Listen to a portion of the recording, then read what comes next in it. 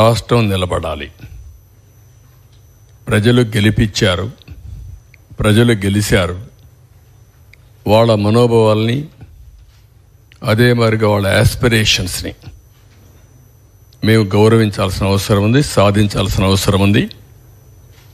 అయితే ఈరోజు రాష్ట్రంలో ఉండే ప్రత్యేకమైన పరిస్థితులు కూడా రోజు రోజుకు ఎంత తవ్వితే అంత భయంకరంగా కనపడొస్తున్నాయి.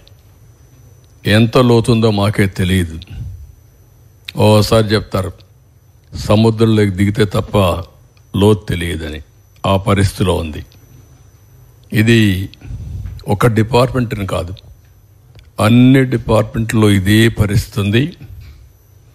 అయితే ఎవరైతే మమ్మల్ని గౌరవించి మా మీద నమ్మకం పెట్టుకుని ఒక హిస్టారికల్ విక్టరీకి దోహదపడ్డారో వాళ్ళ కాన్ఫిడెన్స్ తీసుకొని ఎప్పటికప్పుడు అన్ని విషయాలు కూడా వాళ్ళకి చెప్పి మళ్ళీ ఏం చేయాలని చేయడం కోసమే ఈ ఎక్సర్సైజ్ స్టార్ట్ చేశాం.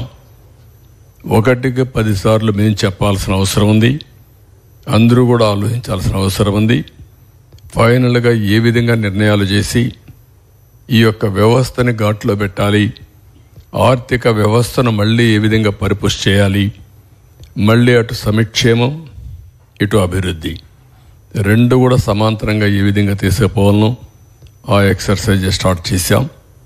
అందుకే 3వ వైట్ పేపర్ ఇది. అది కూడా చాలామందికి వైట్ పేపర్ అంటే మాకేంటి సంబంధం అనుకుంటారు. ఇవన్నీ వాస్తవాలు మీ ముందర పెట్టడం, యథార్థాలు మీకు తెలియజేయడం. మీరందరూ కూడా ఎన్ని పనులున్నా కామన్ మ్యాన్ కూడా, మామూలు పేదవాడు కూడా దృష్టి పెట్టవలసిన అవసరం ఉంది. ఎప్పుడు కూడా ఒక పరిపాలన అంటే సమర్థవంతమైన పాలన ఉంటే ఆ సమర్థవంతమైన పాలన వల్ల మెరుగైనటువంటి ప్రయోజనాలు పేదవాళ్ళకు కలుగుతాయి. దానివల్ల వాళ్ళ కష్టానికి తోడుగా మేము చేసే పనుల వల్ల కూడా వాళ్ళకు లాభం వస్తుంది. అట్లా కాకుండా పేదవాళ్ళ ప్రభుత్వంతో మాకు సంబంధం లేనుకుంటే, ఒక బాధ్యత లేకుండా ఆలోచిస్తే వచ్చే కష్టాలకు కూడా మనం భరించాల్సి వస్తుంది. దానికి ఒక ఉదాహరణ పేదవాడికి ఏ విధంగా నష్టం జరుగుతుందో అన్ని విషయాల్లో ఉంది. ఇందులో కూడా మీరు ఒకసారి ఆలోచిస్తే ప్రజలందరికీ అర్థమవుతుంది. నేను ఒకటే చెప్తున్నా, పదే పదే మీలో చైతన్యం తేవడానికి, మీకు అర్థం కావడానికి, మీ భవిష్యత్తుతో వీళ్ళు ఏ విధంగా ఆడుకున్నారు, మీ భావితరాల, మీ పిల్లల భావితరాల భవిష్యత్తు పైన ఎట్లా వీళ్ళు దెబ్బతీశారు అనే విషయాలు చెప్పడం నా బాధ్యత. అవి చెప్పి మీలో కూడా మీ ఆలోచనలు కూడా తీసుకొని, సామాన్య ప్రజానికం ఆలోచన తీసుకుంటాం, మీడియా ఆలోచనలు తీసుకుంటాం, బయట ఇంటలెక్చువల్స్ ఆలోచన తీసుకుంటాం. మళ్ళీ ఒక మెరుగైన పాలన ద్వారా మళ్ళీ రాష్ట్రాన్ని ముందుకు తీసుకుపోవడం కోసం ఈ ఎక్సర్సైజ్ చేస్తున్నాం. ఈరోజు అతి ముఖ్యమైన సబ్జెక్ట్ ఇది. పవర్, విద్యుత్ శక్తి. కరెంటు లేనిదే ఈరోజు ఎవ్వరి జీవితాలు కూడా, ప్రతి ఒక్కరి జీవితాలు, ప్రతి ఒక్క రంగం పవర్తో ముడిపడి ఉంది, విద్యుత్ శక్తితో ముడిపడి ఉంది. దీన్ని ఎంత సమర్థవంతంగా మనం అమలు చేసుకోగలిగితే అంత మెరుగైన జీవన ప్రమాణాలు, అదే మరిగా మనకు అన్ని విధాల లాభం జరిగే పరిస్థితి వస్తుంది. గత చరిత్ర కూడా ఒక స్లైడ్లో నేను చెప్పిన తర్వాత మొత్తం డీటెయిల్స్ కానీ వస్తాను. నెక్స్ట్, ఇది మీరు ఇక్కడ చూస్తే 95-2004 నేను మొట్టమొదటిసారిగా ముఖ్యమంత్రి అయినప్పుడు పవర్ సెక్టర్ రిఫార్మ్స్ 1.0 తీసుకొచ్చాం. That was the beginning. ఈ దేశంలో ఎవ్వరూ చేయకపోయినప్పుడు, చేయలేనప్పుడు ఒక్క ఒరిస్సానే పవర్ సెక్టర్ రిఫార్మ్ తీసుకొచ్చి ఫెయిల్ అయ్యి వదిలిపెట్టారు. అప్పుడు నేను పవర్ సెక్టర్ రిఫార్మ్స్కి వెళ్ళాను. ఆ పవర్ సెక్టర్ రిఫార్మ్స్ వచ్చినప్పుడు దాన్ని మళ్ళీ మీకు ఎక్స్ప్లెయిన్ చేస్తాను. 2014 నుంచి 2019 మళ్ళీ నేను వచ్చే కొందికి నాకు 22.5 మిలియన్ యూనిట్లు కరెంటు కొరత, వారసత్వం. అప్పుడే 2.0. ఈసారి సోలార్, విండ్, ఇన్నోవేటివ్ పవర్ కోసం ముందుకు పోయాం.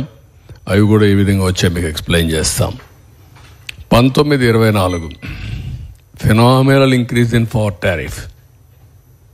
నేను ఎన్నికల ముందు చెప్పాను, కరెంటు ఛార్జీలు పెంచకుండా వినూత్నమైన ఆలోచనలతో ఏ విధంగా చేయాలనో చేసి చూపిస్తానని చెప్పాను.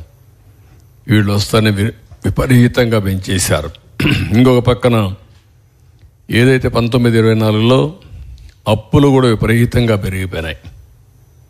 1,29,000 కోట్ల రూపాయల అప్పు ఉన్నాయి ఇప్పుడు. నేను డీటెయిల్స్ మీకు ఎక్స్ప్లెయిన్ చేస్తాను. ఇంకా ఎక్కువ అవుతాయి. ఇంకొక పక్కన 19-24 ఇన్ఎఫిషియెంట్ గవర్నెన్స్ వల్ల ఒక చేతగాని వ్యక్తి, ఒక అహంకారంతో విర్రవీగే వ్యక్తి వ్యవస్థల్ని ఏ విధంగా నాశనం చేస్తాడో ఇందులో మీరు చూస్తారు.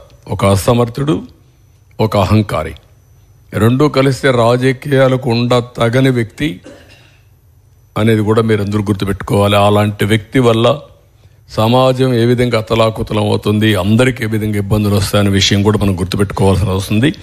మీరు ఈ ఫ్యాక్ట్ చూస్తే రాష్ట్రంలో ఉండే ప్రజలందరినీ కోరుతున్నాం, రాగద్వేషాలకు అతీతంగా ఆలోచించండి.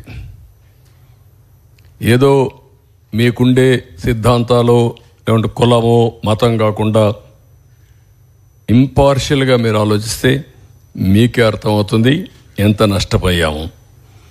వే ఫార్వర్డ్ ఏం చేయాలని కూడా ప్రజలకు ఎక్స్ప్లెయిన్ చేయడం ప్రయత్నం చేస్తాను. ఇంకా సజెషన్ తీసుకుంటాం, దానిపైన ముందుకెళ్తాం. నెక్స్ట్ ఫస్ట్లో 95-2004 ఇప్పుడుండే పవర్ సెక్టర్ రిఫార్మ్స్ అన్నీ ఆ రోజు అమలు చేసిన పవర్ సెక్టర్ రిఫార్మ్స్.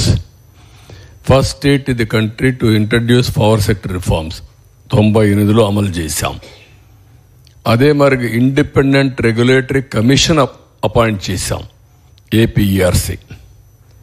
దేశంలోనే మొట్టమొదటి రెగ్యులేటరీ కమిషన్. ఆ తర్వాత టెలికాంలో, సివిల్ ఏవియేషన్లో ఇంకా చాలా డిపార్ట్మెంట్లు వచ్చాయి.